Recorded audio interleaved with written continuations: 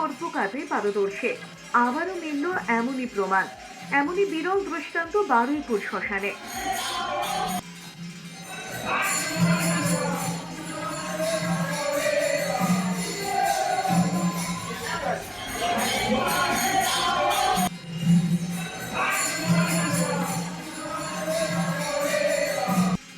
দক্ষিণ চব্বিশ পরগনা জেলার বারুইপুর কল্যাণপুর জোড়া মন্দির শ্মশানের একমাত্র মহিলা ডোম টুম্পা দাস।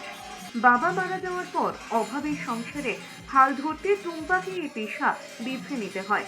টুম্পার বাবা পেশায় ডোমের কাজ করতেন বারুইপুরের জোড়া মন্দির শ্মশানে। তখন মাঝে মধ্যে এই শ্মশানে বাবার সঙ্গে কাজ দেখতে আসতেন টুম্পা দাস। হঠাৎ টুম্পার বাবা মারা যাওয়ায় পাঁচজনই সংসার চালাতে বাড়ির একমাত্র বড় মেয়ে টুম্পার সমাজে অনেক লাঞ্ছনা সত্ত্বেও নিজের ইচ্ছায় এই কাজ বেছে নিয়েছিলেন। যেহেতু আমার বাবা মারা যায়, যে কারণে এই কাজটা আমার করতে হয় তখন, কিন্তু এখন এই কাজটা আমার খুবই ভালো লাগে, কারণ আমাকে এটা আর সেরকম ঘৃণা বা ছোট বলে মনে হয় না। তখন আমার প্রয়োজন ছিল এই কাজটা। যেহেতু আমার বাবা মারা যায়, তখন সংসারের দায়িত্ব আমার নিজের ঘাড়ে এসে পড়ে। বাড়ির বড় বলতে আমি ছিলাম, আমার নিচে আমার বোন ছিল, ভাই ছিল, তারপর আমার মা ছিল। সেই সময় আমার সংসার চালানোর জন্য আমাকে এই কাজটা দরকার ছিল। তো যখনই এই কাজটার কথা বলেছে, তখন আর আমি না বলিনি। আমার বাবার কাজ হিসাবে এটাকে আমার হাতে দেওয়া হয়েছিল, আর আমি সেই কাজটা অনেকটাই কষ্ট করে যথেষ্ট সবাইয়ের সাহায্য পেয়ে আমি কাজটা করেছি। তখন একটা জিনিসই খারাপ লাগতো, যে আমি মানে এখানে কাঠ সাজাবো, চিতা সাজাতে আসবো, নানান লোকে নানান কথা বলবে, কি মনে করবে, যে আমার তখন তো একটা বয়স ছিল না, আমার তখন আলাদা বয়স ছিল। এবার একটা আলাদা ফিলিংস ছিল তখন মনের মধ্যে। এবার এই কাজটা করলে লোকে কি বলবে না বলবে, অনেকে অনেক কথা বলেছে যে তুমি পারবে তো কাজটা। তারপর অনেক পার্টি এসে সাহায্যও করছে। তো আমি সেই হিসাবে কাজটা করতাম, একটু লজ্জা লজ্জা লাগতো প্রথম প্রথম। তারপর করতে করতে আমার অভ্যাস হয়ে গিয়েছে।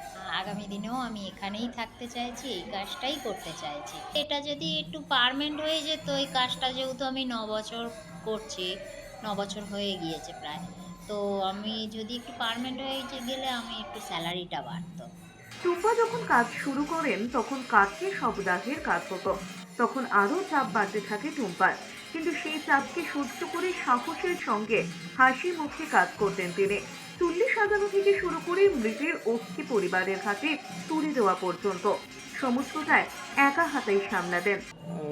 বছর দুয়েক হয়েছে এখানে কাজ করছি।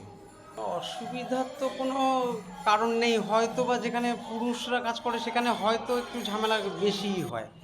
এইখানে উনি থাকায় ওনার নেতৃত্বে আমি কাজ করে যথেষ্ট খুশি। কারণ আমাদেরই এই কাজে অনেক বাধা বিপত্তি, নানা রকম যাত্রী আসে, তো নানান মানসিকতা, নানা রকম বক্তব্য রাখে। তাদের মধ্যে যে ট্যাগেল করার ব্যাপারটা থাকে, যে কর্তৃপক্ষ একটা ট্যাগেল করবে, এখানে কর্তৃপক্ষ বলতে এই টুম্পা ম্যাম, ইনি আমাদের কখন আমরা কাজে যাব, কখন কোন টাইমের মধ্যে কিভাবে মেনটেনেন্স করব, বা যাত্রীর সাথে কীরকমভাবে ব্যবহার করা উচিত। আমি তো এখানকার নই, আমার বাড়ি ক্যানিং। আমি এখানে আসার পরে হ্যাঁ, প্রথম তো আমি অবশ্যই একটু চমকিত ভাব হয়েছিল, যে একটা মেয়ে ছেলে কাজ করে।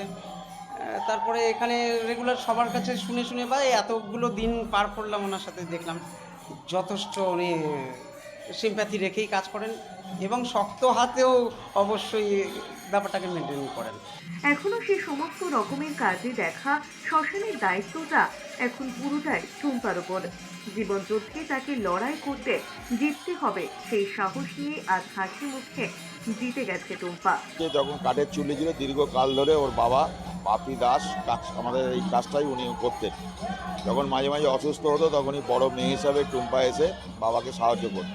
সেই সময় থেকেই আর কি, সেই সময় থেকেই ওর হাতে খড়ি এবং এই কাজের সঙ্গে যুক্ত হওয়া। তারপরে একটি চুল্লি হওয়ার পরে আর অত বেশি ঝুঁকি ছিল না, বা ওই রকম সামনাসামনি কাঠের যে তাও হওয়ার যে একটা ছিল ভয়ঙ্কর পরিস্থিতি, সেটা থেকে বেরিয়ে আসলো এবং অফিসে বসে কাজের জন্যে আমরাই ওকে অফার করি। এবং প্রথম পর্যায়ে ও যেহেতু বাড়ির বড় মেয়ে এবং ওর বোনটা ছোটো ছিল, ভাইটা আরও ছোট, মা অসুস্থ, তো ও সেটাকেই ভেবে নিল যে বাড়ির একদম গায়ে যদি এই কাজটা হয় এবং বাড়ির সংসার দেখতে পারবো, ভাই বোনদের দেখতে পাবো, মাকে দেখতে পাবো, তো সেটাকে ওয়েলকাম করলো এবং কাজ সেখান থেকে কাজে যুক্ত হলো। যেভাবে একটা মহিলা হিসেবে এই কর্মকাণ্ডের সঙ্গে যুক্ত হয়ে দায় দায়িত্ব পালন করছে, সর্বোপরি এই বিভিন্ন টাইপের দেখতে পাচ্ছেন যাত্রীরা এখানে আসে, তাদের সঙ্গে সদ্ব্যবহার রেখে যেভাবে শ্মশান পরিচালনা করছেন, আরও স্টাফরা আছে কিন্তু ওর শিফটেও যেভাবে পরিচালনা করেন যথেষ্ট প্রশংসা পাওয়ার মতো। ক্যামেরায় জিও হাসানের সঙ্গে গোপাল শীলের রিপোর্ট, এস নিউজ।